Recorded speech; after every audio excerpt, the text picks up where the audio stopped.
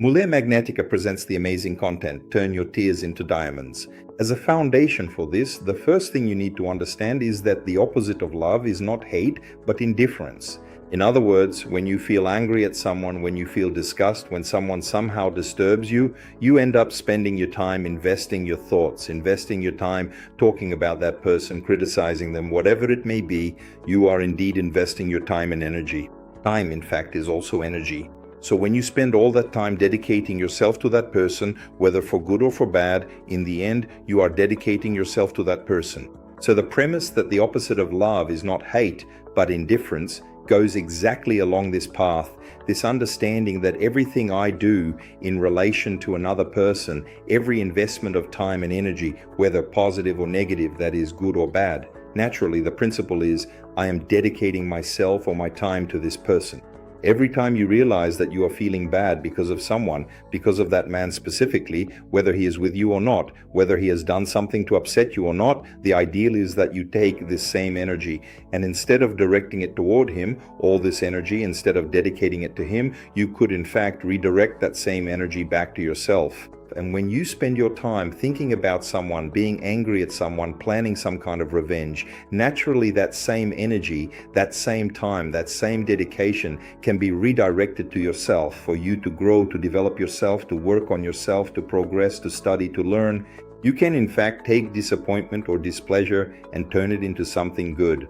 You can indeed use criticism regardless of how it comes, but know how to use it in a positive way for yourself, to transform yourself, to work on yourself, to build yourself up. Naturally, the greatest revenge is the one where you use that energy for yourself to surpass yourself, to show the world and to show yourself that yes, you are capable of being better.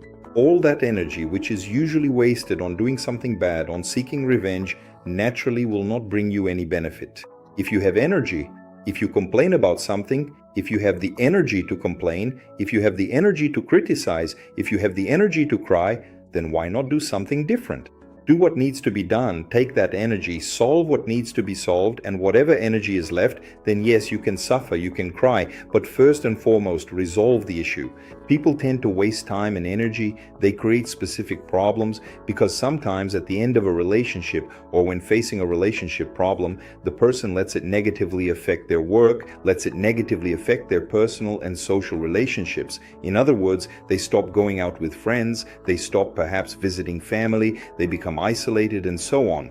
And often they also let this affect them existentially. In other words, what is the meaning of life? I give up everything I used to do. I lose my sense of purpose. So many people let this happen, and later, when they try to get their life back on track, they have several other problems to solve that aren't related to the relationship itself, but that originated because of that relationship situation. So look, she will have the problem at work, which she'll have to restructure. She'll have to reconnect with friends because she ended up abandoning everyone, and now no one calls, no one wants to know anymore. So you see that several other problems were created, and later you have to pick all that up again.